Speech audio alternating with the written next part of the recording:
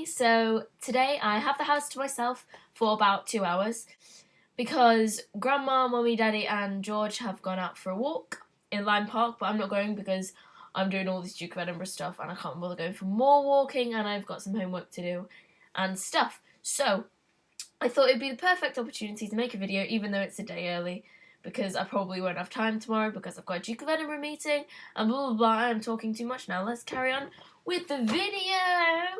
So today I thought I would read a bit of my novel to you, which is still unnamed. I have some of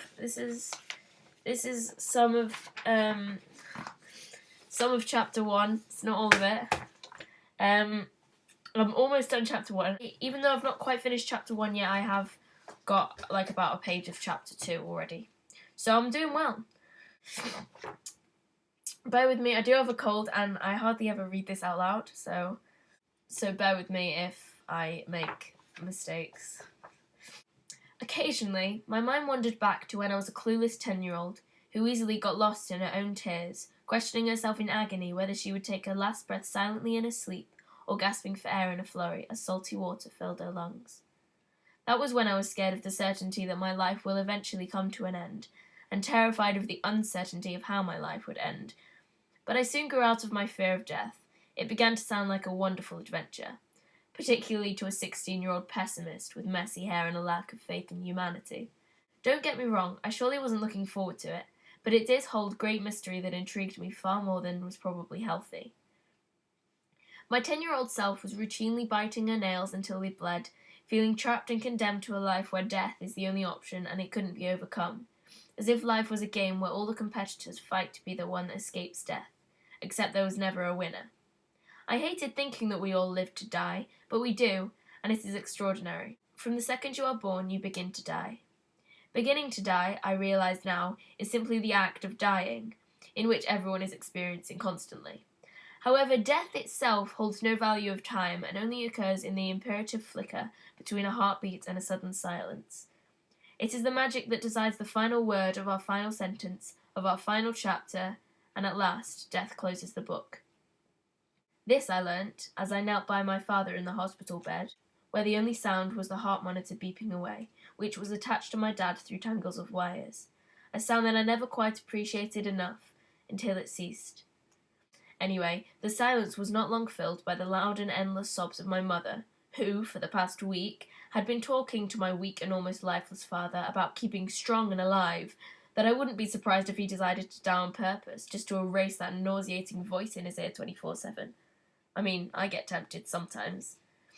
He was a wonderful man, my dad, and not because he gave lots of money to charity or gave me presents or helped me with schoolwork. He was a wonderful dad because of the way he smiled. He was a wonderful dad because of the way he smiled at me when I got home from school, as if I was his magic spark that kept him alive. Obviously, that wasn't the case. And then, without a second thought, he had been thrown into a furnace, and the bones that were left had been crushed to dusty ash, which were kept in a purple party bag in my mum's bedroom wardrobe. What she wanted with a dead man's ashes, I have no idea. I sat across the tattered wooden table from her.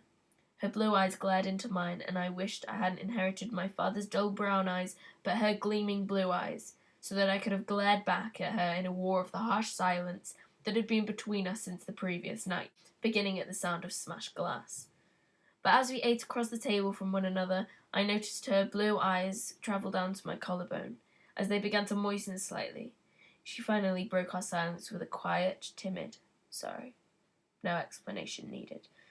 So that has been my video for today. So obviously I didn't want to read you the whole of chapter 1 because it would take me forever. So I just read I think that was about a quarter of chapter 1.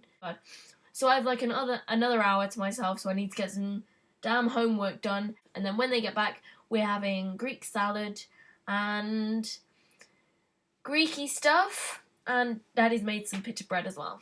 So it should be nice. Yeah.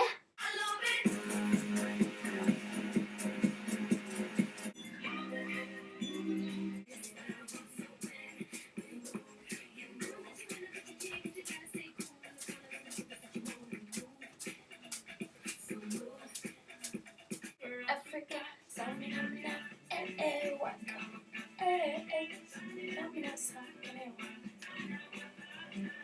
Bye! See you on Saturday!